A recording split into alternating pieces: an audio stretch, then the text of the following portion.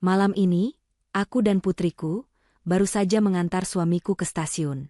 Dia bilang ada kerjaan mendadak. Tapi tepat saat kereta berangkat dan kami akan pulang, putriku yang berumur 8 tahun memelukku erat. "Ibu jangan pulang," bisiknya ketakutan. "Tadi aku dengar ayah merencanakan sesuatu. Kita dalam bahaya." Jantungku serasa berhenti berdetak, karena ternyata... Sebelum ceritanya dimulai, silakan tulis di kolom komentar dari daerah mana saja teman-teman yang menonton cerita ini. Jangan lupa like dan subscribe agar channel ini bisa semakin berkembang dan bisa mempersembahkan cerita yang lebih menarik lagi. Malam itu, udara stasiun kota terasa pengap dan berat. Bau campuran asap rokok, keringat, dan debu besi menusuk hidung Kamila. Ia merapikan sedikit jilbabnya yang tertiup angin peron, lalu mengeratkan genggamannya pada tangan kecil putrinya, Lily. Lily, gadis kecil berusia 8 tahun itu, menatap lautan manusia dengan mata ingin tahu, namun tetap merapat erat pada ibunya. Di depan mereka, Akbar, suami Kamila, sedang memandangi papan jadwal keberangkatan dengan gelisah. Ini semua terjadi begitu cepat. Baru 3 jam lalu, Akbar menelepon dari kantornya. Suaranya tegang dan terputus-putus. Ada masalah besar di proyek luar kota, katanya. Dia harus berangkat malam ini juga, menggantikan rekannya yang tiba-tiba sakit. Kamila, yang sedang menyiapkan makan malam, hanya bisa menghela napas. Pekerjaan Akbar sebagai pengawas lapangan memang sering menuntutnya pergi mendadak. Tapi kali ini, rasanya berbeda. Biasanya, Akbar akan mengeluh sambil tertawa, menggerutu soal betapa repotnya berkemas terburu-buru. Malam ini, suaranya nyaris berbisik, seolah takut didengar orang lain. Ketika dia pulang untuk mengambil tas yang sudah disiapkan Kamila, wajahnya pucat. Dia hampir tidak menyentuh makan malamnya, hanya meminum segelas air putih dengan tangan yang sedikit gemetar. Kamila bertanya apakah dia baik-baik saja, apakah proyeknya begitu rumit. Akbar hanya mengangguk cepat, berkata ini adalah kesempatan besar. Bonusnya bisa melunasi sisa cicilan rumah mereka. Mendengar itu, Kamila berusaha tersenyum dan menguatkan suaminya. Sekarang, di tengah keramaian stasiun, kegelisahan Akbar semakin kentara. Dia berkali-kali memeriksa arlojinya, lalu ponselnya, lalu arlojinya lagi. Lily mencoba menarik perhatian ayahnya, menunjukkan gambar yang baru ia buat di sekolah. Akbar tersenyum, tapi senyum itu tidak sampai ke matanya. Dia mengusap kepala Lily dengan gerakan kaku. "Anak pintar," gumamnya. "Ayah pergi kerja dulu, ya. Cuma beberapa hari. Lily baik-baik di rumah sama ibu." Lily mengangguk, walau bibirnya sedikit cemberut, karena ayahnya tidak benar-benar melihat gambarnya. Kamila merasakan ada yang janggal. Ini bukan gugup karena takut ketinggalan kereta. Ini adalah kegugupan yang lebih dalam, sesuatu yang gelap dan tersembunyi.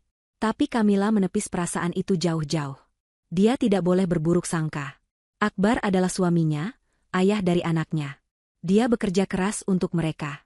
Kereta tujuan Surabaya akan segera berangkat dari jalur 3, suara dari pengeras suara menggema, memecah lamunan Kamila. Itulah kereta Akbar. Mereka bertiga berjalan menyusuri peron. Udara semakin dingin. Kamila menarik resleting jaket Lily sampai ke dagu. Akbar berjalan sedikit di depan, langkahnya cepat. Dia tanpa ingin ini semua segera berakhir. Akhirnya, mereka berhenti di depan pintu gerbong yang dituju Akbar. Waktunya perpisahan. Akbar berbalik menghadap Kamila. Dia menatap Kamila sesaat, tatapan yang sulit diartikan. Ada rasa bersalah, atau mungkin takut? "Jaga diri baik-baik, ya. Jaga Lily," katanya pelan. Dia memeluk Kamila singkat, pelukan yang terasa dingin dan hampa. Kamila hanya bisa mengangguk. Tenggorokannya tercekat oleh firasat buruk yang berusaha ia abaikan. Kemudian, Akbar berlutut di depan Lily. Ini adalah momen yang paling meresahkan Kamila. Akbar menarik Lily ke dalam pelukannya. Bukan pelukan selamat tinggal biasa. Dia memeluk Lily begitu erat, seolah putrinya adalah pelampung di tengah lautan badai. Tubuh kecil Lily sampai terangkat sedikit. Kamila melihat Lily meringis pelan, mungkin sedikit kesakitan karena pelukan itu terlalu kencang. "Jadilah anak baik," bisik Akbar, suaranya serak. "Ayah sayang sekali sama Lily. Ingat itu." Dia memeluknya beberapa detik lebih lama. Terlalu lama. Ketika dia akhirnya melepaskan Lily, Kamila bisa melihat mata suaminya memerah. Tapi sebelum Kamila sempat bertanya, Akbar langsung berdiri tegak, meraih tasnya, dan melangkah naik ke dalam kereta tanpa menoleh lagi. Pintu kereta ditutup. Akbar muncul di jendela, melambaikan tangan sekali dengan senyum yang dipaksakan. Camilla mengangkat tangan Lily, membantunya melambai kembali. Peluit panjang berbunyi. Kereta mulai bergerak pelan, lalu semakin cepat, membawa Akbar menjauh dalam kegelapan malam. Camilla dan Lily berdiri mematung di peron, memandangi lampu belakang kereta yang semakin mengecil hingga akhirnya lenyap di telan tikungan. Stasiun mendadak terasa sepi, meski orang-orang masih berlalu lalang. Camilla menghela napas panjang, mencoba melepaskan beban aneh di dadanya. Mungkin dia hanya terlalu lelah. "Ayo pulang, sayang," kata Camilla lembut, menggandeng tangan Lily. "Di luar dingin. Kita pulang, minum susu hangat, lalu tidur." Mereka mulai berjalan menuju pintu keluar. Langkah Lily terasa berat. Camilla mengira anaknya hanya sedih ditinggal ayahnya. Tapi tiba-tiba, Lily berhenti melangkah. Genggaman tangannya di tangan Camilla mengencang. Camilla ikut berhenti dan berbalik menatap putrinya. "Kenapa, Nak? Ada yang ketinggalan?" Lily tidak menjawab. Dia melepaskan genggaman tangan ibunya, lalu dengan gerakan cepat, dia memeluk pinggang Camilla erat-erat. Wajahnya dia benamkan ke pakaian ibunya. Tubuhnya gemetar hebat. Camilla kaget. "Lily, kamu kenapa? Sayang, kamu kedinginan?" Camilla berusaha mengelus punggung anaknya. Lalu, terdengar suara bisikan pelan, bercampur isak tangis tertahan, begitu lirih hingga Camilla harus menundukkan kepalanya. "Ibu, jangan pulang ke rumah." Jantung Camilla serasa berhenti berdetak. "Apa, Nak? Kamu bilang apa?" tanyanya, suaranya ikut bergetar. Lily mengangkat wajahnya. Matanya basah oleh air mata, namun tatapannya penuh dengan ketakutan yang murni. "Jangan pulang ke rumah, Bu," ulang Lily, suaranya lebih jelas namun tetap berbisik. Tadi waktu ibu siapkan tas ayah, aku dengar ayah bicara di telepon. Di gudang belakang. Pintunya sedikit terbuka. Camilla membeku. "Ayah bicara apa, sayang?" Lily menelan ludah, matanya bergerak liar seolah takut ada yang mendengar. Ayah bilang, mereka sudah di stasiun. Sebentar lagi keretanya berangkat. Terus ayah bilang, pastikan ibu dan anakku tidak kembali ke rumah malam ini." Terus apa, Lily?" desak Camilla, rasa dingin yang mengerikan mulai menjalar dari telapak kakinya. Lily kembali membenamkan wajahnya. "Ayah bilang, kalau mereka nekat pulang, selesaikan saja. Kita dalam bahaya, Bu. Ayah merencanakan sesuatu untuk kita." Dunia Camilla seakan runtuh dalam sekejap. Suara-suara di stasiun, pengumuman kereta, derap langkah orang, tawa di kejauhan, semua mendadak hilang, tergantikan oleh denyut jantungnya sendiri yang berdebar begitu kencang hingga terasa sakit di dadanya. Dia menatap puncak kepala Lily yang masih terbenam di perutnya. Anak ini gemetar hebat. Ini bukan kebohongan. Ini bukan imajinasi anak-anak. Ketakutan Lily terlalu nyata. "Lily, kamu yakin?" bisik Camilla, suaranya sendiri nyaris tak terdengar. "Kamu yakin dengar ayah bilang begitu?" Lily mengangguk kuat-kuat di pelukan ibunya, membuat jilbab Camilla sedikit berantakan. Camilla berusaha berpikir jernih. Logikanya berperang melawan instingnya. Akbar, suaminya, merencanakan sesuatu untuk mereka? Sesuatu yang berbahaya? Tidak mungkin. Pasti ada kesalahpahaman. Mungkin Lily salah dengar. Mungkin Akbar sedang membicarakan orang lain, atau skenario terburuk di proyeknya. "Lily," Camilla mencoba lagi, melepaskan pelukan Lily dan berlutut agar mata mereka sejajar. "Coba ingat lagi. Ayah bilang apa persisnya? Mungkin ayah cuma khawatir sama kita." Lily menggelengkan kepalanya dengan panik. Air matanya kembali mengalir. "Enggak, Ibu. Aku dengar jelas." Ayah suaranya marah, tapi pelan. Ayah bilang, setelah mereka pergi, ambil semuanya. Jangan sisakan jejak. Wanita itu tidak boleh tahu apa-apa. Wanita itu. Dua kata itu menghantam Camilla seperti tamparan. Apakah dia, wanita itu? Kenapa Akbar menyebutnya seperti itu? Ambil semuanya. Ambil apa? Perasaan janggal yang ia rasakan sepanjang sore tadi kini berubah menjadi teror. Wajah pucat Akbar, tangannya yang gemetar, pelukan perpisahan yang terlalu erat pada Lily, semua itu bukan karena gugup soal pekerjaan. Itu adalah rasa bersalah. Itu adalah ketakutan seorang pria yang baru saja menjebak keluarganya sendiri. Camilla merasa mual. Dia harus bagaimana? Pulang ke rumah untuk membuktikan bahwa Lily salah? Tapi bagaimana jika Lily benar? Dia tidak akan pernah memaafkan dirinya sendiri jika membawa Lily masuk ke dalam bahaya. Keputusan itu diambil dalam sepersekian detik. Dia percaya pada anaknya. Dia percaya pada ketakutan di mata Lily. "Baik, sayang," kata Camilla. Suaranya berusaha ia buat setenang mungkin, meski tangannya sendiri gemetar saat menyeka air mata Lily. "Kita tidak pulang ke rumah. Ibu percaya sama Lily." Wajah Lily menunjukkan sedikit kelegaan, meski ketakutannya belum hilang. "Lalu kita kemana, Bu?" tanyanya lirih. Camilla berpikir cepat. "Ke rumah orang tuanya? Terlalu jauh, mereka harus melewati rumah mereka dulu. Ke rumah teman? Dia tidak ingin melibatkan orang lain dalam sesuatu yang dia sendiri belum pahami. Kita lihat dulu," kata Camilla. Sebuah ide gila tapi satu-satunya yang terpikir melintas di benaknya. "Kita pastikan dulu apa yang terjadi di rumah."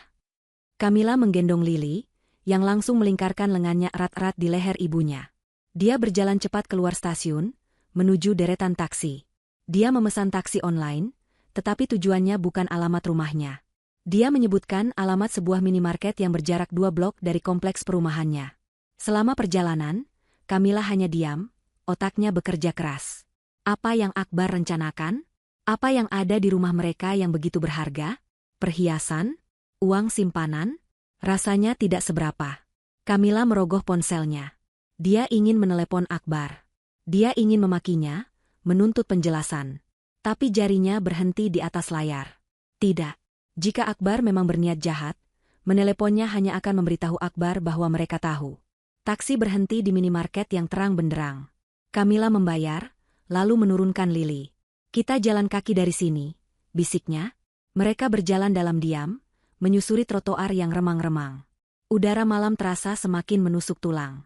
Jantung Camilla berdebar semakin kencang setiap kali mereka semakin dekat dengan rumah. Akhirnya, mereka tiba di persimpangan jalan masuk kompleks mereka. Dari kejauhan, rumah mereka terlihat normal. Lampu teras menyala, taman kecil mereka tampak damai. Semuanya persis seperti saat mereka tinggalkan 1 jam lalu. Keraguan kembali menyergap Camilla. Apakah dia sudah gila? Menyeret anaknya bersembunyi di malam hari hanya karena percakapan yang mungkin salah didengar? "Ibu, aku takut," bisik Lily, menarik-narik ujung pakaian ibunya. Camilla melihat ke sekeliling.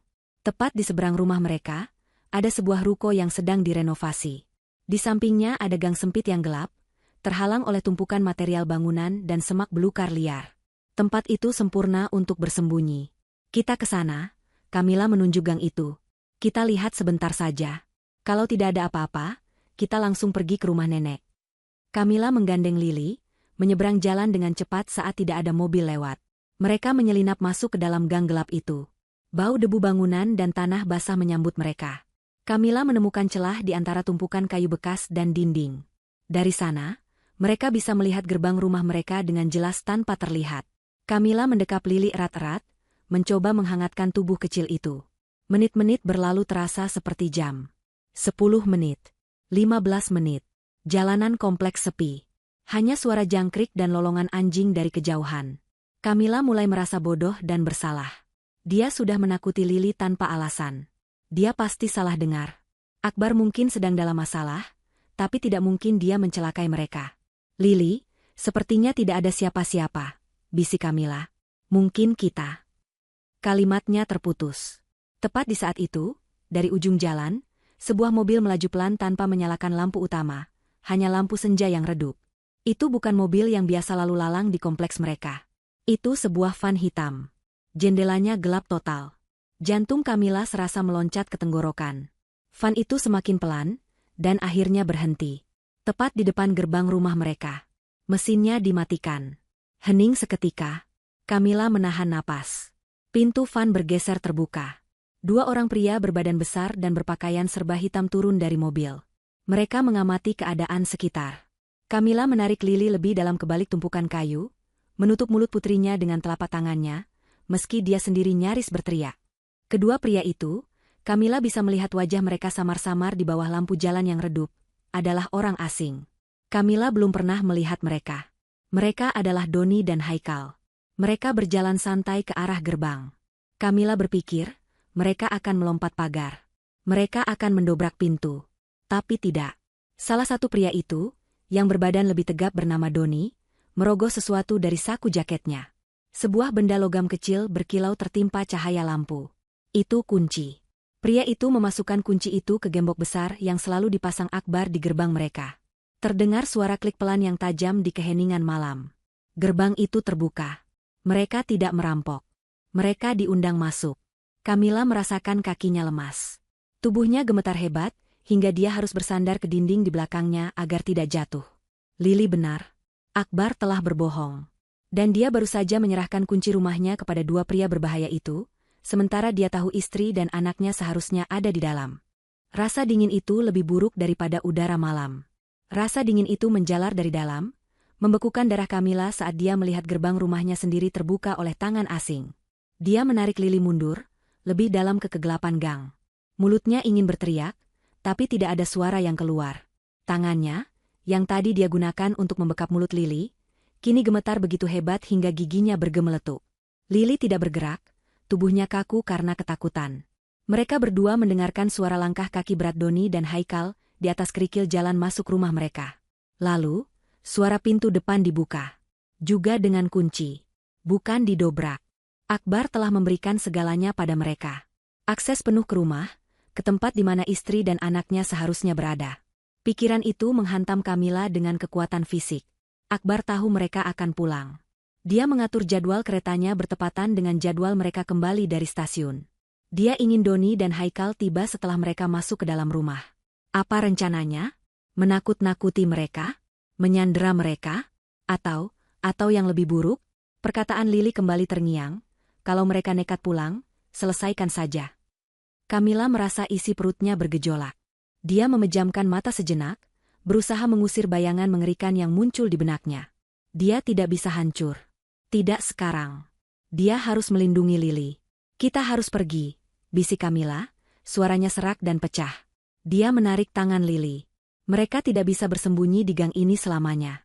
Cepat atau lambat, van hitam itu akan pergi, atau mungkin orang-orang itu akan keluar mencari mereka. Mereka harus menjauh. Kamila mengintip sekali lagi. Van hitam itu masih terparkir diam seperti binatang buas yang sedang tidur. Lampu di dalam rumah mereka kini menyala. Terlihat dari jendela ruang tamu, bayangan dua pria besar itu bergerak di dalam. Mereka mulai menggeledah. Kamila menarik Lili. Kita lari, nak. Jangan bersuara. Lari secepat mungkin ke ujung jalan. Lili mengangguk, air matanya sudah kering, menyisakan jejak di pipinya yang kotor oleh debu. Dengan satu tarikan napas panjang, Kamila keluar dari persembunyian mereka, menarik Lili bersamanya. Mereka berlari, menyusuri trotoar yang gelap, menjauhi rumah mereka. Suara langkah kaki kecil Lili beradu dengan langkah Kamila di aspal yang dingin. Jantung Kamila terasa seperti akan meledak. Setiap suara mobil dari kejauhan membuatnya ingin melompat. Dia terus menoleh ke belakang, takut van hitam itu tiba-tiba mengejar mereka. Tapi jalanan tetap sepi. Mereka berlari melewati satu blok, lalu blok berikutnya. Napas mereka terengah-engah. Paru-paru Kamila terasa terbakar. Ibu, aku capek, rintih Lili. Kamila berhenti di bawah lampu jalan yang redup, di depan sebuah ruko yang tutup. Dia mengangkat Lili ke dalam gendongannya. Beban itu sedikit menenangkan getaran di lengannya. Dia harus mencari tempat aman. Dia tidak bisa terus berlari di jalanan. Polisi? Apa yang akan dia katakan? Suami saya menyuruh orang masuk rumah kami. Mereka akan menertawakannya. Mereka akan bilang itu masalah rumah tangga. Dia butuh tempat untuk berpikir. Tempat yang aman. Tiba-tiba dia teringat. Tidak jauh dari situ, sekitar 500 meter lagi, ada sebuah masjid kecil. Masjid itu selalu ramai, dan setahunnya tidak pernah dikunci karena sering digunakan musafir untuk beristirahat. Sebentar lagi, sayang. Ibu janji, bisik Kamila. Dia kembali berjalan cepat, menggendong Lili. Setiap bayangan terasa mengancam. Setiap sudut jalan terasa menyimpan bahaya. Akhirnya, dia melihat menara kecil masjid itu. Lampunya menyala redup, memberikan aura damai yang kontras dengan kekacauan di hatinya. Dia setengah berlari menuju gerbang masjid yang terbuka. Halamannya sepi. Kamila melepaskan sandalnya dan membawa Lili masuk. Di dalam, beberapa orang laki-laki tidur di serambi. Kamila langsung menuju ruang salat wanita. Tempat itu kosong dan bersih. Aroma karpet yang wangi sedikit menenangkan sarafnya. Dia menurunkan Lili di atas karpet yang tebal. Dia mendudukkan Lili bersandar ke dinding, lalu bergegas ke tempat wudhu dan mengambil air minum dari dispenser. Dia kembali dan memberikan air itu pada Lili. Lili meminumnya dengan rakus. Tangannya masih gemetar. "Kita aman di sini, Bu?" tanya Lili pelan. "Iya, sayang. Kita aman di sini," kata Kamila, meski dia sendiri tidak yakin. Dia duduk di sebelah Lili, memeluk putrinya erat-erat. Keheningan masjid memberi ruang bagi pikirannya untuk bekerja. Ambil semuanya. Apa yang dimaksud Akbar? Apa yang begitu berharga di rumah mereka? Perhiasan warisan ibunya? Tidak banyak. Uang simpanan? Sebagian besar ada di rekening bank, dan Kamila yang memegang kartunya. Laptop Akbar? Isinya hanya data proyek. Tidak ada yang sebanding dengan risiko mengorbankan keluarganya sendiri. Kamila memutar otaknya, mencoba mengingat setiap sudut rumahnya, setiap barang berharga yang mereka miliki. Tidak ada. Tidak ada yang masuk akal. Dia menatap Lili yang kini mulai mengantuk, kelelahannya mengalahkan rasa takutnya. "Ibu," gumam Lili pelan, matanya setengah terpejam. Kemarin aku lihat ayah." Kamila langsung fokus. "Lihat ayah di mana, sayang?" "Di ruang kerja," kata Lili, suaranya berat karena mengantuk. "Ayah marah-marah sendiri. Aku mau kasih gambar, tapi ayah teriak. Ayah banting laci meja." Jantung Kamila berdebar lagi. "Ayah teriak apa, Lili? Coba ingat." Lili menguap, tapi dia berusaha mengingat. "Ayah bilang, di mana disimpannya? Di mana surat-surat tua sialan itu?" Terus ayah bilang, nenek tua itu pasti menyembunyikannya di suatu tempat. Ayah menendang meja. "Aku takut, jadi aku pergi." Lili akhirnya tertidur di pelukan ibunya, napasnya berat dan teratur. Tapi Kamila kini terjaga sepenuhnya. Surat-surat tua. Nenek tua. Ibunya. Seketika, sebuah ingatan yang sudah lama dia kubur muncul ke permukaan.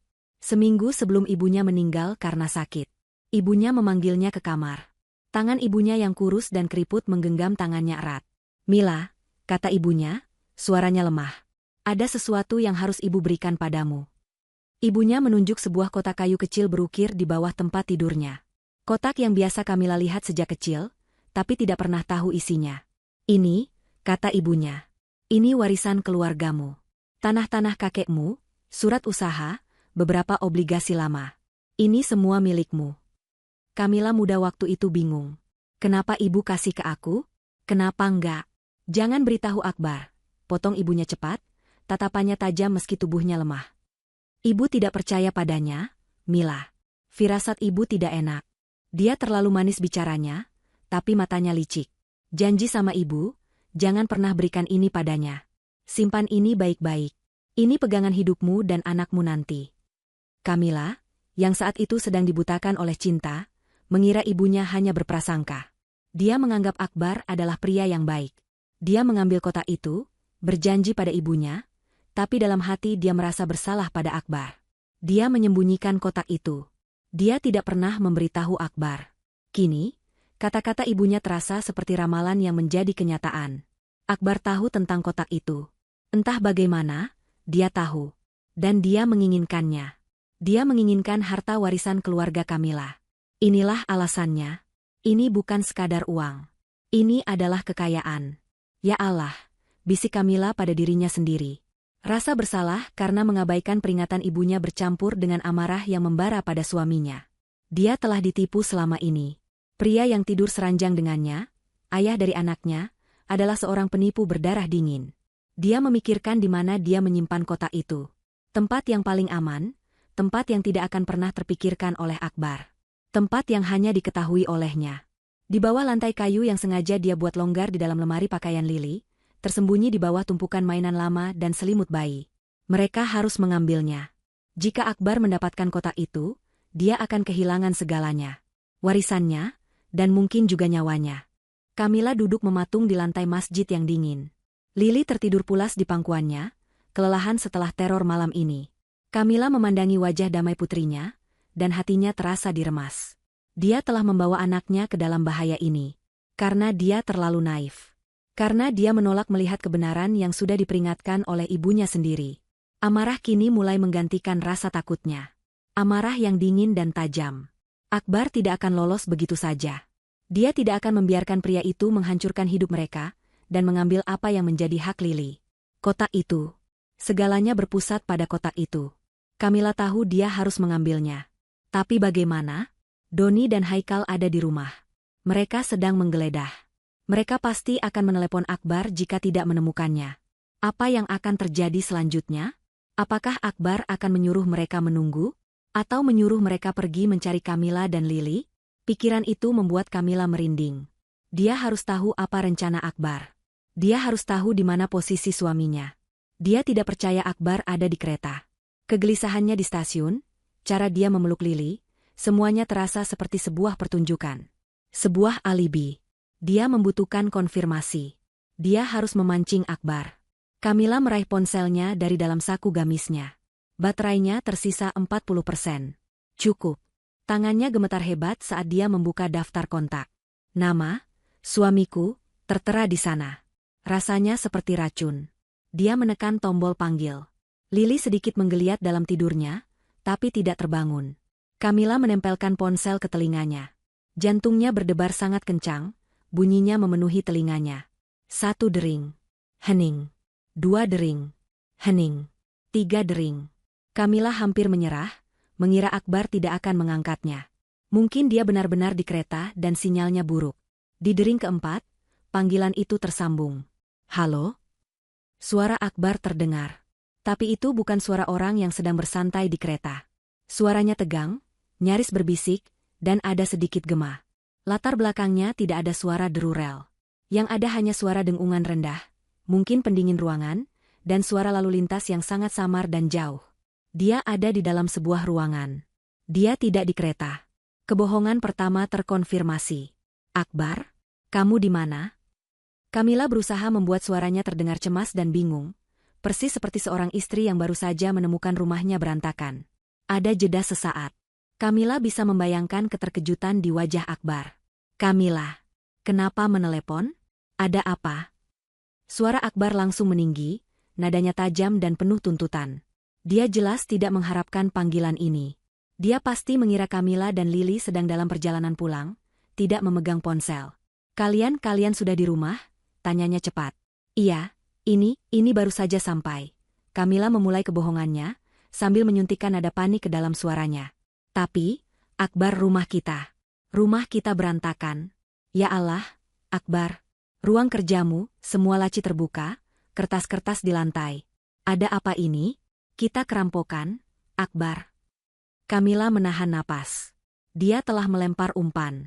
Hening yang memekakan telinga di ujung sana. Kamila hanya mendengar suara napas Akbar yang tertahan. Lalu, dia mendengarnya. Sangat pelan, nyaris tak terdengar. Sebuah umpatan kasar. Sialan, bodoh. Mereka terlalu cepat.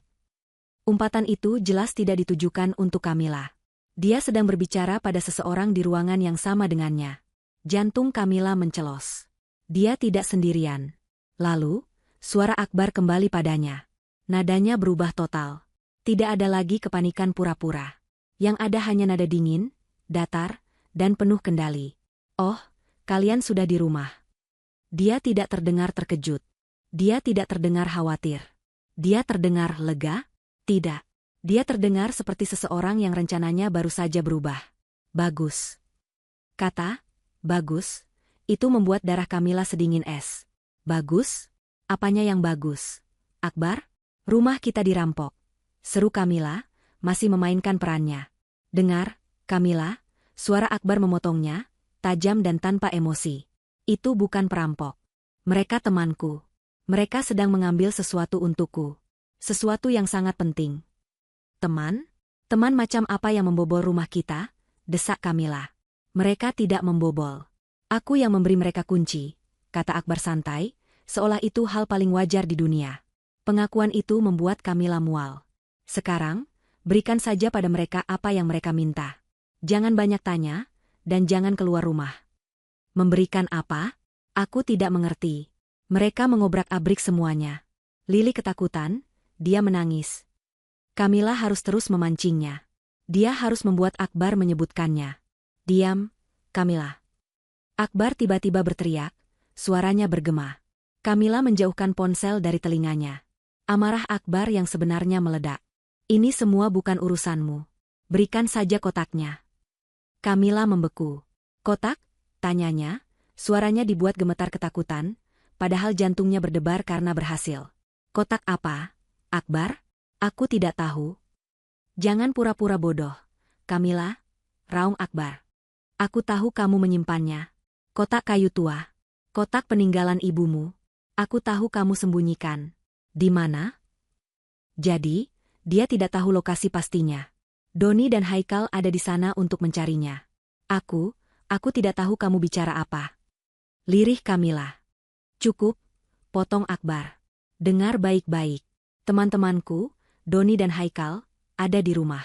Berikan kotak itu pada mereka. Sekarang, jangan coba-coba berbohong atau menyembunyikannya lagi. Lalu, ancaman itu datang. Suara Akbar berubah menjadi desisan rendah yang mematikan. Aku tahu kamu di rumah. Aku tahu Lili bersamamu. Jangan coba-coba pergi. Kalau kamu nekat, kalau kamu coba-coba lapor polisi, aku tidak akan jamin keselamatan Lili. Kamu mengerti aku, Kamila? Telepon ditutup. Klik. Bunyi panggilan berakhir itu terasa lebih keras daripada teriakan Akbar. Kamila menatap layar ponselnya yang gelap. Tangannya sudah tidak gemetar lagi. Semuanya telah tergantikan oleh ketenangan yang menakutkan. Akbar mengira dia dan Lili ada di rumah. Dia telah memberi perintah pada Doni dan Haikal untuk mengambil kotak itu. Dan dia baru saja mengancam akan membunuh putrinya sendiri. Kamila menunduk menatap Lili. Dia harus kembali ke rumah itu. Dia harus kembali ke sarang ular itu. Doni dan Haikal ada di dalam, menggeledah. Mereka pasti akan segera sadar bahwa rumah itu kosong. Mereka akan menelepon Akbar. Akbar akan tahu Kamila berbohong. Akbar akan tahu mereka telah kabur. Dan dia akan tahu bahwa mereka tahu rencananya. Saat itu terjadi, mereka tidak akan lagi mencari kotak. Mereka akan mencari Kamila dan Lili. Kamila hanya punya sedikit waktu. Dia harus mengambil kotak itu sebelum mereka menyadari bahwa rumah itu kosong. Itu satu-satunya kesempatan mereka. Kamila duduk di lantai masjid, membiarkan keheningan malam menelan gema ancaman Akbar di kepalanya. Dia tidak punya pilihan. Pikirannya berlari lebih cepat dari badai. Akbar mengira dia ada di rumah, terjebak bersama Doni dan Haikal. Ini adalah sebuah kesalahan fatal di pihak Akbar. Sebuah kesalahan yang memberi Kamila satu-satunya kesempatan yang dia miliki. Dia harus menggunakan kebohongan itu sebagai perisai. Saat ini, Doni dan Haikal sedang mencari kotak itu di seluruh rumah, mengira Kamila dan Lili bersembunyi di suatu tempat di dalam. Mereka belum sadar bahwa rumah itu kosong. Tapi itu tidak akan lama. Segera setelah mereka menggeledah setiap kamar dan tidak menemukan siapa-siapa, mereka akan menelepon Akbar. Dan saat itulah perburuan yang sesungguhnya akan dimulai.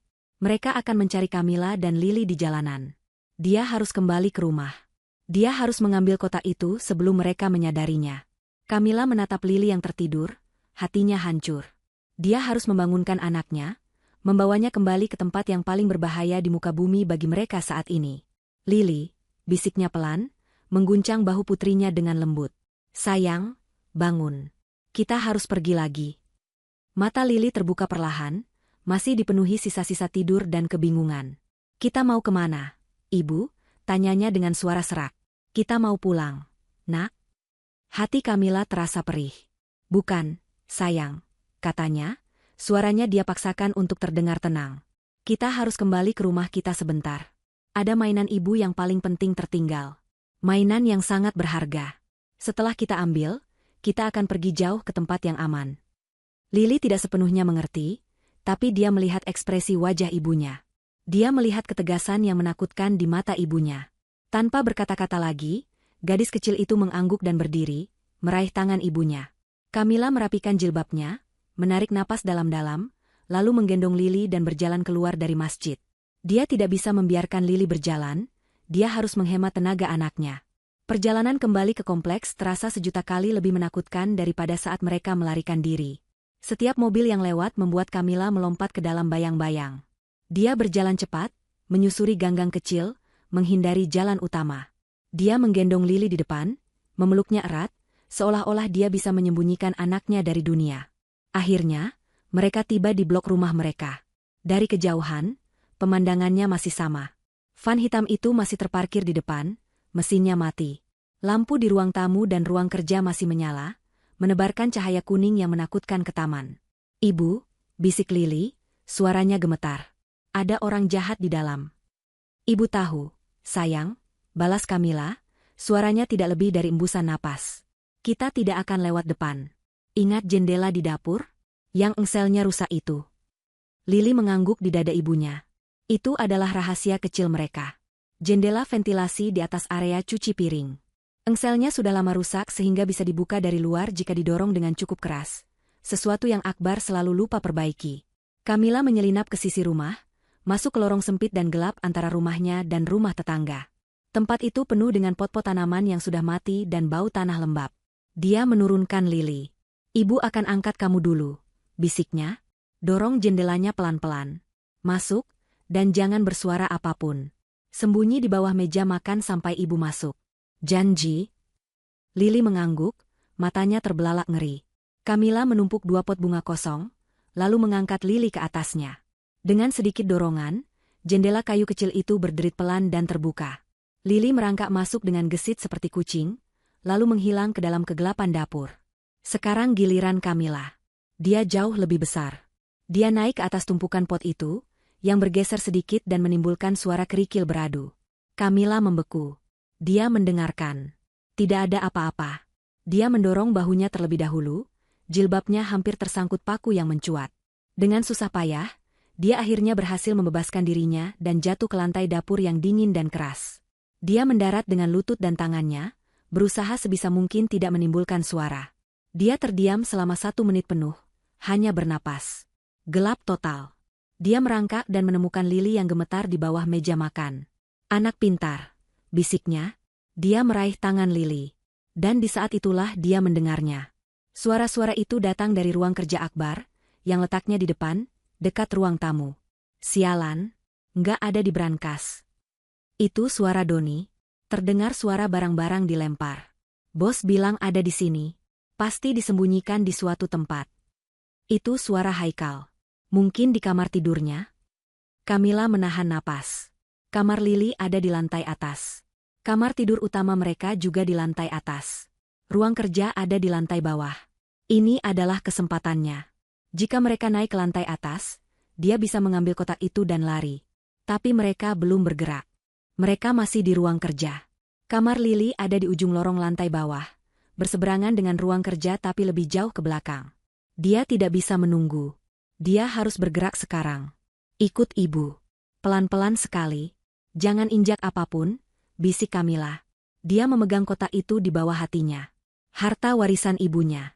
Dia menarik Lili keluar dari dapur. Mereka masuk ke lorong utama rumah. Lantai keramiknya dingin di telapak kaki Kamila. Di sebelah kanan mereka, pintu ruang kerja sedikit terbuka, cahayanya tumpah ke lorong. Kamila bisa mendengar mereka mengobrak-abrik lemari arsip. Jantungnya terasa seperti palu yang menghantam tulang rusuknya. Mereka harus melewati pintu itu untuk sampai ke kamar Lili. Kamila menarik napas. Sekarang, bisiknya. Dia menarik Lili, berjalan di sisi terjauh lorong, menempel ke dinding. 1 langkah. 2 langkah. Mereka sejajar dengan pintu ruang kerja. 3 langkah. 4 langkah. Mereka melewatinya. Kamila hampir menangis karena lega. Mereka berhasil. Mereka sampai di depan pintu kamar Lili yang sedikit terbuka. Kamila mendorongnya pelan. Dia masuk ke dalam kamar putrinya yang familiar. Harum bedak bayi yang samar. Dia tidak menyalakan lampu. Dia tahu persis di mana letaknya. Lemari pakaian di sudut. Dia melepaskan tangan Lili. Tunggu di sini. Jangan bergerak. Dia berjongkok di depan lemari, membukanya pelan. Tumpukan baju-baju kecil. Dia menyingkirkannya. Di bawahnya ada tumpukan selimut bayi dan mainan lama. Dia menariknya keluar tanpa suara. Dan di sanalah dia. Papan lantai kayu yang sedikit berbeda warnanya. Kamila merogoh celahnya dengan kukunya. Papan itu terangkat. Di dalam lubang dangkal itu, terbungkus kain bludru pudar, terletak kotak kayu berukir milik ibunya. Tangannya gemetar hebat saat dia mengangkatnya. Kotak itu terasa berat, penuh dengan rahasia dan masa depan mereka. Dia memeluk kotak itu ke dadanya, menyelipkannya ke balik lapisan gamisnya, mengikatnya erat dengan tali pinggang bajunya. Dia berhasil. Dia berdiri, meraih tangan Lili. Kita kembali. Lewat dapur lagi, bisiknya. Mereka keluar dari kamar Lili. Kembali ke lorong yang menakutkan. Mereka hanya perlu beberapa langkah lagi untuk mencapai dapur. Mereka akan aman. Tapi Lily, yang lelah, takut, dan berjalan mundur sambil mengawasi pintu ruang kerja, tidak melihat meja konsol kecil di belakangnya. Kakinya menabrak kaki meja. Sebuah guci keramik kecil yang ada di atas meja itu bergetar, bergeser ke tepi, dan jatuh ke lantai keramik dengan suara pecahan yang memekakan telinga. Praang. Suara itu menggema di seluruh rumah. Keheningan total melanda. Suara penggeledahan di ruang kerja berhenti seketika. Camilla membeku, matanya terbelalak ngeri. Kotak warisan itu terasa sedingin es di balik bajunya. Lalu, suara berat itu menggelegar dari ruang kerja. Siapa di sana? Terdengar suara langkah kaki yang berat dan tergesa-gesa berlari menuju lorong. Tidak ada waktu untuk berpikir. Insting keibuan mengambil alih tubuh Camilla. Saat suara langkah kaki Doni dan Haikal berderap keluar dari ruang kerja, Camilla tidak menarik Lily ke arah dapur. Sudah terlambat. Mereka akan tertangkap sebelum mencapai pintu belakang. Dia melihat ke arah lain di lorong itu. Kamar mandi tamu. Itu satu-satunya pintu lain di dekat mereka. Lari, teriak Camilla. Dia tidak lagi berbisik. Dia mendorong Lily dengan kasar ke depan, ke arah kamar mandi. Lily tersentak kaget tapi langsung berlari. Kaki-kaki kecilnya bergerak cepat di lantai yang dingin. Camilla berlari di belakangnya. Satu tangan memegangi kotak di balik bajunya, tangan lainnya terulur untuk mendorong Lily masuk. Mereka berdua tersandung masuk ke dalam kamar mandi yang gelap. Ibu. Lily menjerit ketakutan. Kunci pintunya, seru Camilla. Dia membanting pintu kayu itu hingga tertutup. Tepat pada saat itu, tubuh besar Haikal menghantam sisi lain pintu. Blam. Pintu itu bergetar hebat dingselnya, tapi tidak terbuka. Tangan gemetar Camilla meraih kunci slot kuningan di atas gagang pintu. Dengan susah payah, jarinya yang licin oleh keringat dingin berhasil mendorong slot itu. Terdengar bunyi klik yang memuaskan. Buka pintunya. Suara Haikal menggelegar, begitu dekat seolah dia ada di dalam bersama mereka. Bang, bang. Dia menendang pintunya. Kayu itu berderit. Sialan. Mereka menguncinya, teriak Doni dari belakang Haikal. Dobrak saja. Camilla tersandung mundur, punggungnya membentur dinding keramik yang dingin. Dia menarik Lily ke dalam pelukannya. Lily menangis histeris, wajahnya terbenam dalam jilbab ibunya. Camilla memeluknya erat, menekan kotak warisan itu di antara tubuh mereka. Sese, sayang. Ibu di sini, bisik Camilla, meskipun jantungnya sendiri terasa mau copot. Bang, bang, tendangan lain menghantam pintu. Sebuah retakan kecil muncul di dekat gagang pintu. Doni, telepon bos. Sekarang, teriak Haikal, suaranya tegang karena usaha. Camilla mendengar suara Doni yang sedikit menjauh. Halo, bos. Iya, bos. Mereka ada di rumah. Benar, istri dan anaknya. Mereka mengunci diri di kamar mandi. Jantung Camilla berhenti. Sekarang Akbar tahu. Dia tahu mereka ada di rumah. Dia tahu mereka bersembunyi. Kebohongannya telah berakhir. Hening sejenak. Camilla bisa mendengar suara teriakan samar yang marah dari ponsel Doni. Pasti Akbar. Lalu Doni berkata, dia ada di dalam. Saya lihat tadi. Wanita itu lari, dia memegang sesuatu. Bos? Kayaknya iya, itu kotaknya. Dia memegang kotak itu. Camilla memejamkan mata. Habislah sudah. Sekarang Akbar tidak hanya tahu mereka ada di sana, dia tahu Camilla memiliki apa yang dia ingatkan. Apa? Suara Doni meninggi, mengulangi perintah Akbar. Baik, bos. Siap. Bos bilang. Dobrak pintunya. Ambil kotak itu. Jangan pedulikan caranya. Perintah itu seperti hukuman mati. Kamu dengar itu, Nyonya? Teriak Haikal. Krah. Kali ini bukan tendangan. Terdengar seperti hantaman bahu yang kuat. Pintu itu melengkung ke dalam. Serahkan kotak itu dan kami tidak akan menyakiti anakmu. Camilla tahu itu bohong. Akbar telah memberi perintah. Mereka tidak akan meninggalkan saksi. Dia harus keluar. Dia memutar otaknya, matanya memindai ruangan gelap itu dengan panik. Kamar mandi ini kecil, wastafel, dan jela.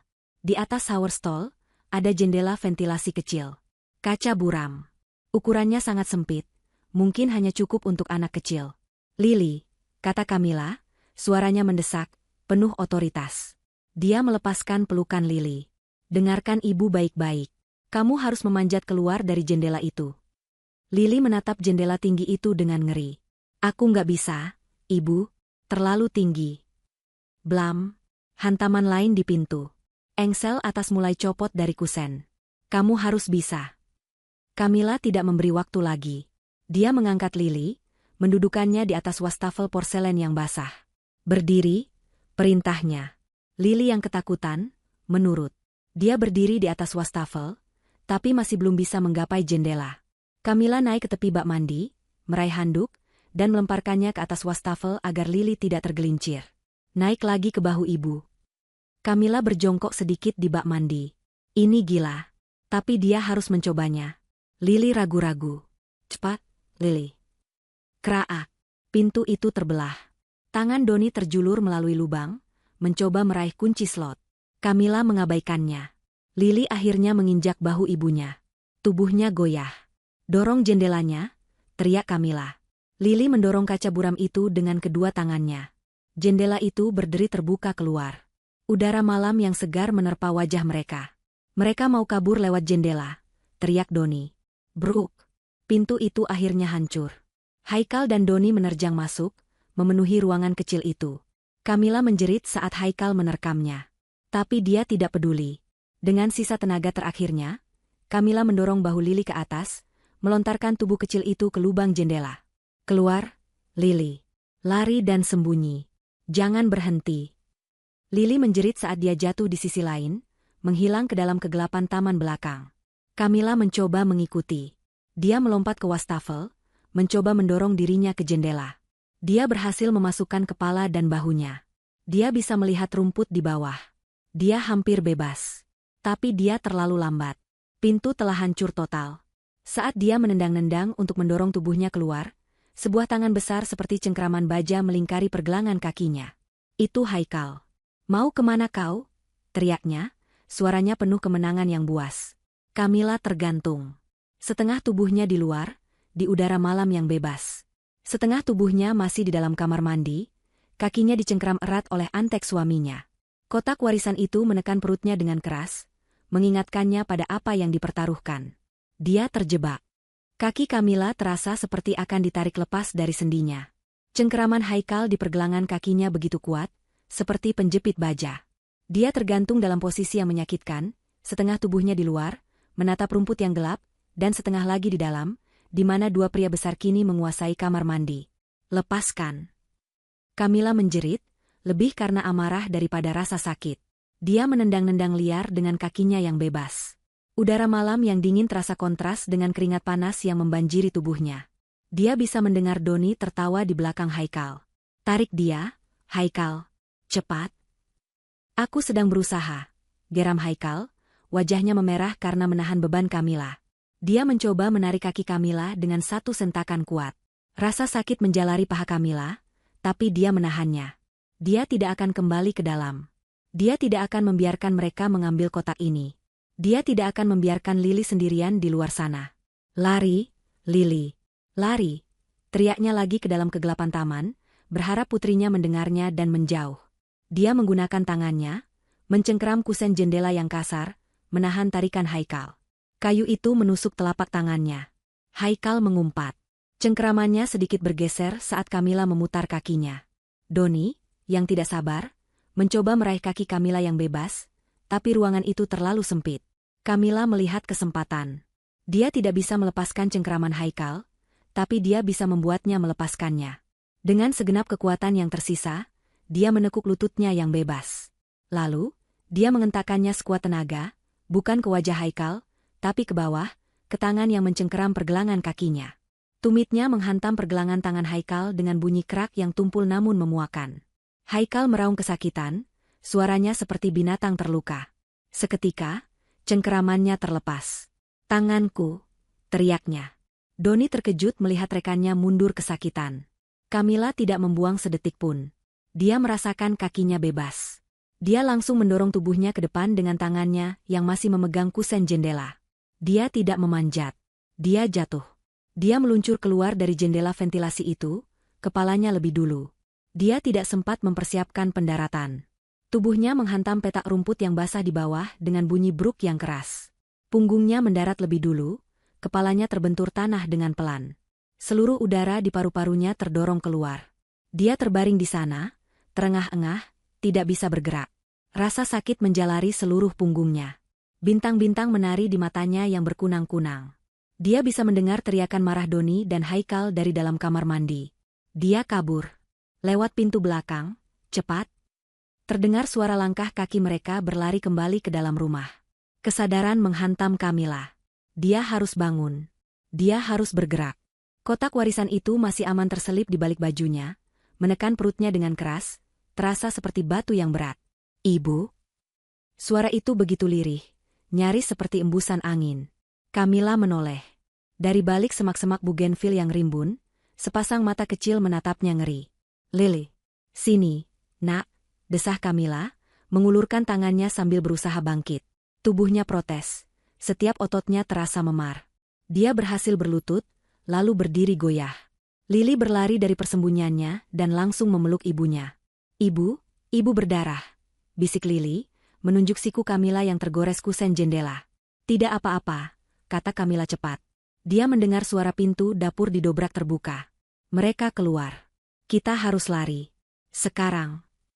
Kamila meraih tangan Lili. Dia tidak lari ke samping rumah, di mana van hitam itu terparkir. Dia lari ke belakang, ke ujung taman mereka. Taman belakang itu gelap. Hanya diterangi cahaya remang dari lampu kamar tetangga. Di ujung, berdiri pagar kayu tua yang membatasi kompleks perumahan mereka dengan gang kecil di belakangnya. Pagar itu adalah titik terlemah. Kamila tahu ada beberapa papan yang sudah lapuk. Dia berlari, menarik Lili bersamanya. Dia bisa mendengar teriakan Doni. Di sana, di balik pohon. Mereka melihatnya. Kamila mendorong Lili ke depan. Naik, nak, panjat pagar itu, teriaknya. Lili, yang didorong oleh adrenalin, memanjat pagar rendah itu seperti tupai kecil. Dia melompat turun di sisi lain. Kamila menyusul. Dia melempar satu kaki ke atas pagar. Saat dia mencoba mengangkat tubuhnya, gamisnya yang sudah robek tersangkut paku besar yang berkarat. Dia tertahan. Sial, umpatnya. Dia mendengar langkah kaki berat berlari di rumput di belakangnya. Mereka semakin dekat. Kamila tidak menoleh. Dia menarik bajunya dengan kedua tangan. Dengan satu sentakan putus asa, kain itu robek dengan suara keras. Kamila jatuh berguling di sisi lain pagar, mendarat di gang sempit yang kotor dan berkerikil. Dia mendarat di atas sesuatu yang tajam, mungkin pecahan botol. Telapak kakinya terasa perih, tapi dia tidak peduli. Dia meraih tangan Lili. Lari. Mereka berlari menyusuri gang sempit di belakang deretan rumah. Gelap total. Bau sampah dan got menusuk hidung mereka. Kamila berlari tanpa alas kaki, kerikil tajam menusuk-nusuk telapak kakinya yang kini pasti berdarah. Dia tidak peduli. Dia hanya terus berlari, menarik Lili yang tersandung-sandung di sampingnya. Dia bisa mendengar Doni dan Haikal di belakang mereka, tapi terhalang pagar. Mereka lewat belakang. Putar lewat depan. Kita hadang di ujung gang, teriak Doni. Kamila tahu mereka hanya punya sedikit waktu. Gang itu panjangnya sekitar 100 meter. Di ujungnya ada jalan utama kompleks. Dia berlari secepat yang dia bisa, napasnya terengah-engah, paru-parunya terasa seperti terbakar. Lili menangis tanpa suara di sampingnya, berusaha menyamai langkah ibunya. Akhirnya, mereka melihat cahaya. Ujung gang. Mereka menerobos keluar, terhuyung-huyung ke jalan beraspal yang diterangi lampu jalan. Mereka berhenti sejenak, membungkuk, mencoba mengatur napas. Mereka berhasil. Mereka keluar dari rumah. Mereka bebas. Kamila mengangkat kepalanya, mencoba melihat kemana mereka harus pergi. Jalanan kompleks sepi. Tapi kemudian, matanya tertuju pada sesuatu di ujung jalan, sekitar 100 meter jauhnya, terparkir di bawah pohon besar yang gelap. Sebuah mobil sedan hitam yang tidak dia kenali. Mesinnya mati. Lampunya mati. Terlihat kosong. Tapi Kamila merasakan firasat buruk yang lebih dingin dari malam itu. Seolah sedang diawasi. Dia menarik Lili ke samping, kebalik bayangan pos satpam yang kosong. Diam, bisiknya. Tepat pada saat itu, dari ujung gang yang baru saja mereka tinggalkan, muncul Doni dan Haikal. Mereka berlari ke jalan, celingukan mencari Kamila. Mereka melihat ke kiri dan ke kanan. Mereka belum melihat Kamila. Lalu, mobil sedan hitam di ujung jalan itu menyala. Dua sorot lampu depan yang terang benderang membelah kegelapan malam, menyorot lurus ke arah Doni dan Haikal, lalu bergeser, menyapu jalanan, dan berhenti tepat di tempat Kamila dan Lily bersembunyi di balik pos satpam. Mereka terperangkap dalam cahaya. Kamila memejamkan mata, silau. Jantungnya yang tadi berdebar kencang kini terasa berhenti berdetak. Mobil itu mulai bergerak. Pelan. Sangat pelan. Bukan melaju untuk pergi. Melaju untuk mendekat. Suara mesinnya terdengar seperti geraman rendah. Doni dan Haikal melihat mobil itu dan berhenti berlari. Mereka tampak lega. Mereka berjalan ke arah mobil itu. Mobil itu berhenti sekitar 10 meter dari Kamila. Mesinnya masih menyala, lampunya masih menyorot tajam. Pintu di kursi pengemudi terbuka. Sesosok pria melangkah keluar, tubuhnya terlihat jelas dalam sorotan lampunya sendiri. Dia mengenakan kemeja rapi yang dia pakai tadi sore. Dia merapikan lengan kemejanya yang tergulung. Dia sama sekali tidak terlihat seperti orang yang sedang dalam perjalanan kerja mendadak. Dia tidak pernah naik kereta itu. Dia ada di sini. Dia menunggu. Mengawasi semuanya dari kejauhan. Pria itu adalah Akbar. Wajahnya, yang disinari cahaya dari bawah, tampak seperti topeng yang mengerikan. Senyumnya yang dulu selalu hangat kini lenyap, digantikan oleh ekspresi dingin dan penuh amarah yang muak. Repot sekali, kata Akbar, suaranya tenang namun mematikan. Harus aku sendiri yang turun tangan. Kamila berdiri terpaku. Kakinya seolah menancap di aspal. Dia mendorong Lily ke belakang tubuhnya, melindungi putrinya dengan badannya sendiri. Sorot lampu mobil Akbar membutakannya, mengubah dunia di sekitarnya menjadi panggung yang terang benderang dengan kegelapan pekat di tepinya. Akbar berdiri di tengah panggung itu, seperti sutradara yang akhirnya muncul di akhir pertunjukan yang gagal. Doni dan Haikal berjalan mendekati bos mereka, wajah mereka menunduk. Bos, maaf, geram Haikal, sambil memegangi pergelangan tangannya yang kemungkinan besar patah. Wanita itu, dia licin sekali. Akbar bahkan tidak menoleh pada anak buahnya. Matanya terpaku lurus pada Kamila.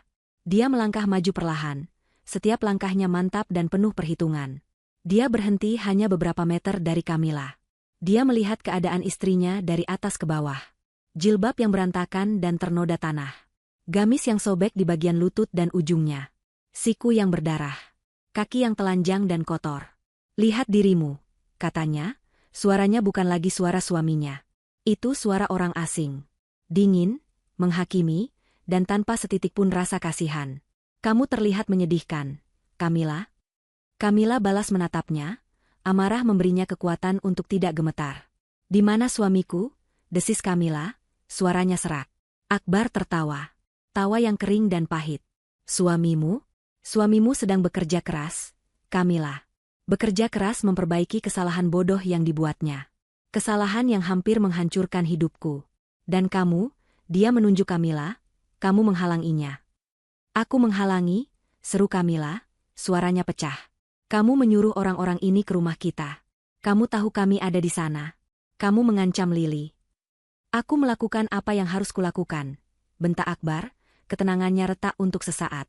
Dia mengambil napas dalam-dalam, mengendalikan dirinya lagi. Semua ini bisa berakhir dengan mudah. Kamu di rumah. Mereka datang, mengambil apa yang mereka butuhkan, lalu pergi. Kamu dan Lily aman. Tapi kamu harus mendengarkan anak kecil. Kamu harus bersembunyi. Kamu harus kabur. Kamu membuat semuanya jadi rumit. Memberikan apa yang mereka butuhkan. Kamila memegangi kotak di balik bajunya. Kotak ini, warisan ibuku, harta keluargaku. Kamu mau merampokku, Akbar? Akbar tersenyum sinis. Kamu masih tidak mengerti juga, ya? Kamu pikir aku peduli dengan beberapa petak tanah tua di kampung? Kamu pikir aku mempertaruhkan semua ini untuk beberapa lembar obligasi peninggalan kakekmu? Dia melangkah lebih dekat lagi. Kamila mundur selangkah, menarik Lily bersamanya. Kamu sama naifnya dengan ibumu. Dia pikir dia bisa menyembunyikan ini selamanya. Dia pikir dengan memberikannya padamu, semuanya aman. Kamila bingung. Menyembunyikan apa? Kotak itu, kata Akbar tidak sabar. Kotak itu bukan hanya berisi surat tanah, Kamila. Ibumu tidak menceritakan semuanya padamu, kan? Di antara tumpukan kertas-kertas usang itu, terselip satu dokumen. Hanya selembar kertas, tapi bernilai lebih dari seluruh tanah warisanmu. Jauh lebih berharga. Kamila mencoba mengingat. Ibunya hanya berkata, surat-surat berharga. Dia tidak pernah merincinya. Apa itu? Bisik Kamila. Sebuah surat pengakuan utang, jelas Akbar. Matanya berkilat penuh kemenangan karena akhirnya bisa membeberkan rahasia itu. Puluhan tahun lalu, kakekmu yang sederhana, itu ternyata meminjamkan uang dalam jumlah sangat besar pada seorang pengusaha muda yang baru merintis. Pengusaha itu gagal bayar. Tapi kakekmu, entah bodoh atau terlalu baik, tidak pernah menagihnya. Akbar berhenti sejenak, membiarkan Kamila mencernanya. Pengusaha muda itu, lanjutnya, sekarang adalah salah satu orang terkaya di negeri ini. Pemilik konglomerasi besar. Dan selembar kertas di kotakmu itu adalah satu-satunya bukti utang tersebut. Dengan bunga selama puluhan tahun, utang itu sekarang bernilai triliunan. Cukup untuk menghancurkan reputasinya dan kerajaannya. Kamila tertegun. Jadi ini misterinya. Bukan sekadar warisan. Tapi sebuah senjata. Sebuah bom waktu. Lalu kenapa kamu? Kenapa aku menginginkannya? Potong Akbar. Wajahnya berubah muram. Inilah inti masalahnya. Karena aku bodoh, Kamila. Aku bodoh. Dia menceritakannya. Bagaimana dia tergiur investasi cepat. Bagaimana dia mulai berjudi. Awalnya kecil, lalu semakin besar. Dia meminjam uang dari rentenir. Dia kalah. Dia meminjam lagi untuk menutupi kekalahannya. Aku terjerat utang pada orang yang salah, katanya pelan. Orang-orang yang tidak menerima jawaban, tidak. Orang-orang yang kebetulan bekerja untuk konglomerat yang berutang pada kakekmu itu. Jantung Kamila mencelos. Semuanya terhubung. Mereka tahu, bisik Kamila. Tentu saja mereka tahu, bentak Akbar. Entah bagaimana mereka tahu tentang utang lama itu. Mereka tahu ibumu menyimpannya. Saat aku tidak bisa bayar utang judiku, mereka memberiku pilihan. Mereka tidak butuh uangku. Mereka butuh surat itu. Mereka ingin aku mengambilnya, menghancurkannya, agar utang bos besar mereka lunas selamanya. Dan sebagai gantinya, utang judiku dianggap lunas. Wajah Akbar kini penuh kebencian. Aku sudah mencarinya bertahun-tahun di rumah ibumu. Tapi dia menyembunyikannya dengan baik. Lalu dia meninggal, dan aku tahu dia pasti memberikannya padamu. Aku mencoba mencarinya di rumah kita saat kamu pergi. Tapi kamu menyimpannya seperti ibumu. Licik. Tersembunyi. Jadi malam ini, Kamila menyatukan kepingan terakhir, perjalanan kerja itu semua bohong. Aku harus melakukannya, teriak Akbar. Batas waktuku malam ini. Mereka akan membunuhku, Kamila. Membunuhku. Apa kamu tidak mengerti? Ini nyawaku. Dibandingkan selembar kertas tua yang bahkan tidak kamu tahu ada. Dan kamu rela mengorbankan kami untuk itu? Suara Kamila bergetar hebat. Kalian tidak akan dikorbankan jika kamu menurut. Aku suamimu. Ayah dari anakmu. Akbar maju selangkah, wajahnya memohon dengan cara yang gila. Pikirkanlah, apa artinya kertas itu dibanding nyawaku? Berikan padaku, Kamila. Berikan, dan kita bisa kembali normal. Normal? Kamila tertawa, tawa histeris yang bercampur air mata. Kamu mengancam akan membunuh putrimu sendiri. Tidak akan ada lagi, normal, Akbar. Wajah Akbar mengeras. Permohonannya hilang, digantikan baja dingin. Kalau begitu, aku akan mengambilnya dengan paksa. Dia memberi isyarat pada Doni dan Haikal. Ambil kotaknya. Ambil anaknya jika dia melawan. Dia akan memberikannya. Kedua pria itu, meski Haikal kesakitan, mulai bergerak maju. Mereka mengepung Kamila, memotong jalan kaburnya. Kamila memeluk Lili erat-erat. Dia tidak punya tempat untuk lari. Ini adalah akhir. Doni melangkah maju lebih dulu. Berikan baik-baik, Nyonya. Haikal menyeringai, atau kami ambil anak manis ini. Dia mengulurkan tangannya yang sehat ke arah Lili.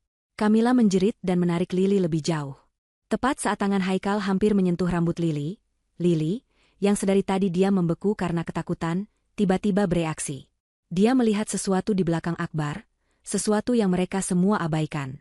Jauh di ujung jalan, sekitar 50 meter, di persimpangan kompleks, berdiri pos satpam utama. Lampunya menyala terang. Dengan sisa napas terakhir di paru-paru kecilnya, Lili mengangkat wajahnya dan berteriak sekuat tenaga. Bukan teriakan minta tolong biasa. Sebuah teriakan yang cerdas. Tolong. Kebakaran. Rumah kami terbakar. Api. Api. Tolong. Teriakan itu melengking, membelah keheningan malam kompleks yang mencekam. Kebakaran. Rumah kami terbakar. Api! Api! Tolong!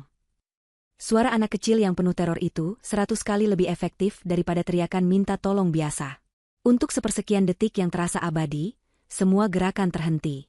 Akbar, yang baru saja akan memberi perintah akhir, membeku.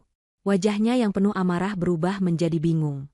Doni dan Haikal, yang sudah mengepung Kamila, refleks berbalik badan, mata mereka melotot ke arah ujung jalan, ke arah pos satpam utama yang lampunya memang menyala terang. Mereka mencari sumber api. Pikiran mereka yang terfokus pada perampokan kini terpecah oleh ancaman baru yang lebih mendesak, ketahuan warga. Itulah jeda yang dibutuhkan Kamila. 1 detik. Hanya itu. Dalam 1 detik itu, otaknya bekerja lebih cepat dari yang pernah dia bayangkan. Dia tidak bisa lari. Kiri dan kanannya terhalang Doni dan Haikal. Di depannya ada Akbar dan mobilnya. Di belakangnya ada pos satpam kosong yang dingin. Dia harus mengulur waktu. Dia harus mengamankan kotak itu. Jika mereka menangkapnya sekarang, mereka akan merampasnya dari balik bajunya dalam hitungan detik. Dia harus memindahkan kotak itu ke tempat yang tidak bisa mereka jangkau dengan cepat. Dia melirik ke pos satpam kosong di belakangnya. Atapnya rendah, sedikit lebih tinggi dari kepalanya. Sebuah atap datar dari beton cor. Berisik sekali anak itu, geram Akbar, yang pertama kali sadar bahwa teriakan itu hanya taktik. Dia berbalik kembali ke Kamila, matanya menyipit marah. Ambil mereka. Sekarang. Cepat. Doni dan Haikal tersadar dari kebingungan mereka. Mereka berbalik, siap menerkam. Tapi Kamila sudah bergerak. Dia tidak lari. Dia melakukan hal yang paling tidak terduga. Dengan gerakan cepat dan putus asa, dia merogoh ke balik gamisnya, melepaskan ikatan darurat di pinggangnya, dan menarik keluar kotak kayu berukir milik ibunya. Benda itu terasa berat dan padat di tangannya. Tidak, teriak Akbar, menyadari apa yang akan dilakukan Kamila. Dia menerjang maju. Haikal dan Doni ikut melompat. Tapi mereka terlambat. Kamila memutar tubuhnya, mengambil 1 langkah mundur hingga punggungnya menempel di dinding pos satpam. Dengan segenap sisa tenaga di lengannya yang gemetar, dia melemparkan kotak itu ke atas. Bukan ke jalan. Bukan ke selokan. Tapi lurus ke atas, ke atap pos satpam. Kotak itu terbang berputar di udara malam, memantulkan cahaya lampu jalan. Bagaikan gerakan lambat, Kamila, Akbar, Doni, dan Haikal, semua mendongak, mengikuti lintasan terbang benda berharga itu. Kotak itu mencapai titik tertingginya, lalu jatuh dengan bunyi duk, yang pelan namun tegas di atas atap beton. Kotak itu mendarat di tengah atap, jauh dari jangkauan siapapun yang berdiri di bawah. Aman. Untuk sementara. Keheningan total kembali menyelimuti mereka. Kali ini keheningan yang dipenuhi amarah yang meledak-ledak. Akbar berdiri mematung, menatap atap pos satpam dengan tatapan tidak percaya. Rahasianya, senjatanya, tiket kebebasannya, kini tergeletak hanya beberapa meter di atas kepalanya, namun serasa ribuan mil jauhnya. Dasar wanita bodoh. Suara Akbar tidak lagi dingin. Suara itu bergetar karena murka yang tak terkendali. Dia berbalik pelan menghadap Kamila. Matanya memerah. Ini bukan lagi soal mengambil kotak. Ini soal balas dendam atas kegagalannya. Kamu menghancurkan segalanya. Dia menerjang Kamila. Bukan lagi untuk mengambil kotak, tapi untuk menyerang. Tangannya terangkat. Kamila memejamkan mata, memeluk Lili erat-erat, mempersiapkan diri menerima hantaman. Dia siap dipukul. Dia siap disakiti. Asalkan Lili aman dan kotak itu tidak terambil. Tapi pukulan itu tidak pernah datang. Tepat saat tangan Akbar terayun di udara, sebuah suara lain membelah malam. Bukan teriakan Lili. Bukan suara Akbar. Tapi suara sirene. Jauh, tapi semakin jelas. Wiu, wiu, wiu. Semua orang membeku lagi. Kali ini, ketakutan Akbar nyata. Dia menoleh panik ke arah sumber suara. Dari persimpangan jalan utama, 2 cahaya biru berputar muncul, menyapu kegelapan, mendekat dengan cepat. Polisi. Sialan, desis Akbar. Teriakan, kebakaran, Lili tadi tidak hanya mengalihkan perhatian mereka. Itu benar-benar didengar. Satpam di pos jaga utama, yang mungkin sudah curiga dengan van hitam yang terparkir sembarangan dan mobil sedan yang menunggu di kegelapan, akhirnya punya alasan untuk bertindak. Dia tidak hanya menelepon polisi. Dia membawa mereka ke sini. Pergi. Pergi, teriak Akbar pada Doni dan Haikal. Dia berbalik, berlari menuju pintu mobilnya yang masih terbuka. Rencananya hancur. Sekarang yang terpenting adalah melarikan diri. Doni dan Haikal tidak perlu diperintah 2 kali. Haikal, sambil memegangi tangannya yang sakit, berlari terpincang-pincang menuju van hitam. Doni menyusulnya. Tapi mereka terlalu lambat. Mobil patroli polisi itu melaju kencang dan berhenti dengan decitan ban yang keras, memalang jalan tepat di antara mobil Akbar dan van hitam. Satu mobil lagi berhenti di belakang mereka, memblokir jalan kabur dari belakang. Lampu sorot dari mobil polisi menyala, menerangi mereka semua dalam cahaya putih yang tak kenal ampun. Diam di tempat. Jangan bergerak. Angkat tangan. Suara dari pengeras suara itu menggelegar, berwibawa dan tak terbantahkan. Akbar membeku, tangannya baru setengah memegang gagang pintu mobil. Doni dan Haikal berhenti di tengah jalan, mengangkat tangan mereka tinggi-tinggi dengan gerakan kaku. 4 petugas polisi berseragam melompat keluar dari mobil, senjata mereka teracung. Tiarap. Semua tiarap di tanah. Sekarang. Akbar, Doni, dan Haikal perlahan-lahan merebahkan diri ke aspal yang dingin. Mimpi buruk Akbar telah menjadi kenyataan. Kamila masih bersandar di dinding pos satpam, tubuhnya gemetar hebat hingga dia nyaris tidak bisa berdiri. Dia tidak lagi memejamkan mata. Dia menatap pemandangan di depannya dengan tatapan kosong. Lili mengintip dari balik pelukan ibunya, matanya yang besar menatap lampu biru yang berputar-putar. Seorang petugas polisi, yang lebih tua, menghampiri Kamila dengan hati-hati, senjatanya masih terarah ke 3 pria yang telungkup. "Ibu tidak apa-apa?" tanyanya. "Ibu dan anak ibu aman?" Kamila hanya bisa mengangguk. Air matanya yang sedari tadi tertahan akhirnya mengalir. Bukan air mata kesedihan. Bukan air mata ketakutan. Tapi air mata kelegaan yang luar biasa. Dia menatap suaminya, Akbar, yang kini wajahnya ditekan ke aspal oleh sepatu bot seorang polisi, tangannya diborgol di belakang punggungnya. Pria yang telah menipunya, yang telah mengancamnya, yang telah mencoba merampas warisannya, kini tidak berdaya. "Ibu," bisik Lili, suaranya gemetar. "Sudah selesai?" Kamila memeluk putrinya lebih erat, membenamkan wajahnya di rambut Lili yang berbau keringat dan debu. "Iya, sayang," bisiknya. "Sudah selesai." Petugas itu menatap mereka, lalu ke atap pos satpam. "Apa yang terjadi di sini, Bu? Dan benda apa yang ada di atap itu?" Kamila menarik napas panjang, menenangkan getaran di suaranya. "Itu cerita yang panjang, Pak," katanya. "Dan itu adalah barang bukti." Kantor polisi terasa asing dan dingin di jam-jam menjelang pagi. Baunya seperti kertas tua, kopi basi, dan disinfektan. Kamila duduk di kursi kayu yang keras, selimut tebal yang diberikan petugas polisi membungkus bahunya. Lili tertidur di sofa kecil di sudut ruangan, di bawah pengawasan seorang polwan yang baik hati. Trauma dan kelelahan akhirnya mengalahkan gadis kecil itu. Kamila baru saja selesai memberikan keterangannya. Semuanya. Dari perjalanan mendadak Akbar, bisikan ketakutan Lili di stasiun, pengintaian di depan rumah, hingga pengakuan Akbar tentang utang judi dan surat berharga itu. Petugas yang mencatat keterangannya mendengarkan dengan serius, wajahnya mengeras saat Kamila menceritakan ancaman terhadap Lili. Di meja di depannya, tergeletak kotak kayu berukir milik ibunya. Petugas patroli tadi memanjat atap pos satpam untuk mengambilnya. Kotak itu kini menjadi pusat dari semua kekacauan ini. "Jadi, di dalam kotak ini," kata petugas itu, menunjuk kotak dengan pulpennya, "ada surat utang yang bernilai triliunan rupiah." Kamila mengangguk. "Itu yang dikatakan suami saya. Sejujurnya, Pak, saya baru tahu tentang surat itu malam ini. Ibu saya hanya bilang ini warisan keluarga." Petugas itu menghela napas. "Ini kasus besar, Bu. Jauh lebih besar dari sekadar perampokan rumah tangga. Ini melibatkan utang judi, konspirasi, dan mungkin pemerasan yang melibatkan nama-nama besar." Dia menjelaskan bahwa Akbar, Doni, dan Haikal ditahan di sel terpisah. Mereka akan didakwa dengan berbagai pasal, percobaan perampokan dengan kekerasan, penyekapan, pengancaman, dan konspirasi kejahatan. Cerita mereka berbeda-beda. Doni dan Haikal mengaku hanya disuruh mengambil barang oleh Akbar. Akbar, di sisi lain, panik. Dia berusaha menyalahkan rentenir, mengatakan bahwa dia dipaksa, bahwa keluarganya juga diancam. Tapi kebohongannya terlalu rapuh. Ancamannya pada Kamila dan Lili, yang didengar langsung oleh Doni dan Haikal, memberatkannya. "Kotak ini akan kami simpan sebagai barang bukti utama," kata petugas itu. "Kami perlu membukanya secara resmi dengan tim forensik untuk memverifikasi isi dan keberadaan surat utang itu." Kamila hanya mengangguk. Dia lelah. Dia tidak peduli lagi dengan surat itu. Dia tidak peduli dengan uang triliunan. Uang itu hanya membawa bencana.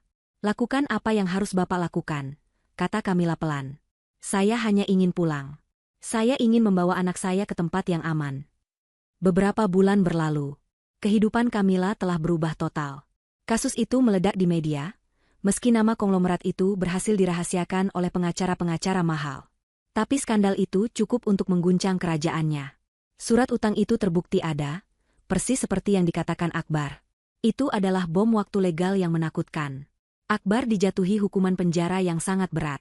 Tidak hanya karena percobaan perampokan dan pengancaman terhadap keluarganya sendiri, tapi juga karena terbukti berkonspirasi untuk mencuri dan menggunakan surat berharga itu untuk memeras.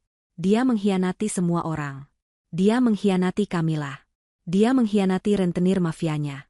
Dan karma, seperti yang diperingatkan ibunya, menemukan jalannya. Di dalam penjara, Akbar tidak aman. Mafia yang dia utangi tidak suka kegagalan. Mereka tidak suka nama mereka terseret dalam penyelidikan polisi. Mereka tidak suka pengkhianat. Akbar, yang kehilangan perlindungan sebagai informan mereka, kini harus membayar utangnya dengan cara yang berbeda, di dalam dinding penjara yang dingin. Dia tidak akan pernah menemukan kedamaian. Dan Kamila?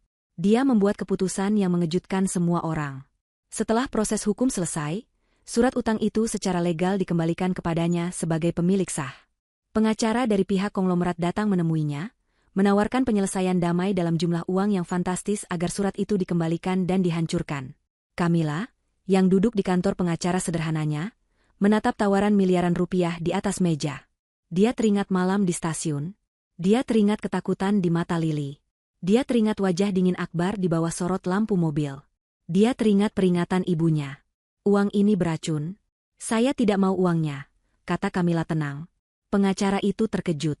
Saya akan menyerahkan surat ini kepada negara, lanjut Kamila. Biarkan pemerintah yang mengurusnya. Biarkan menjadi bukti sejarah, atau amal, atau apapun. Saya tidak mau 1 sen pun dari utang ini. Dia hanya meminta satu hal. Sisa warisan ibunya. Tanah-tanah di kampung dan obligasi lama yang nilainya tidak seberapa dibandingkan surat utang itu. Setelah dibebaskan dari sita barang bukti, Kamila menjual semuanya. Dia mendapatkan uang yang cukup. Cukup untuk memulai hidup baru. Pagi itu, fajar menyingsing dengan warna oranye dan merah muda yang lembut. Kamila berdiri di teras sebuah rumah kecil yang sederhana, di kota lain yang jauh dari masa lalunya. Dia memegang cangkir teh hangat, uapnya menari-nari di udara pagi yang sejuk. Rumah itu memiliki taman kecil di depan, tempat dia menanam bunga melati. Dari dalam rumah, terdengar suara Lili yang tertawa. Dia sedang bersiap-siap untuk sekolah barunya. Suara tawa yang lepas, tanpa ketakutan. Kamila menutup matanya, merasakan hangatnya matahari pagi di wajahnya. Jilbabnya yang sederhana berkibar pelan tertiup angin. Malam di stasiun itu terasa seperti mimpi buruk dari kehidupan orang lain. Dia telah melalui api, dan keluar dengan membawa apa yang paling berharga. Bukan kotak kayu. Bukan surat triliunan. Tapi tangan kecil putrinya yang menggenggam erat tangannya. Dia telah kehilangan seorang suami, tapi dia menemukan kekuatannya sendiri. Dia menoleh saat Lili berlari keluar, memeluk pinggangnya erat-erat, persis seperti di stasiun malam itu. Tapi kali ini, pelukan itu bukan karena takut. Ibu, kata Lili riang, sarapannya sudah siap. Kamila tersenyum, senyuman tulus pertamanya setelah sekian lama. Dia memeluk putrinya. Iya, sayang, katanya. Kita sarapan. Ini hari yang baru,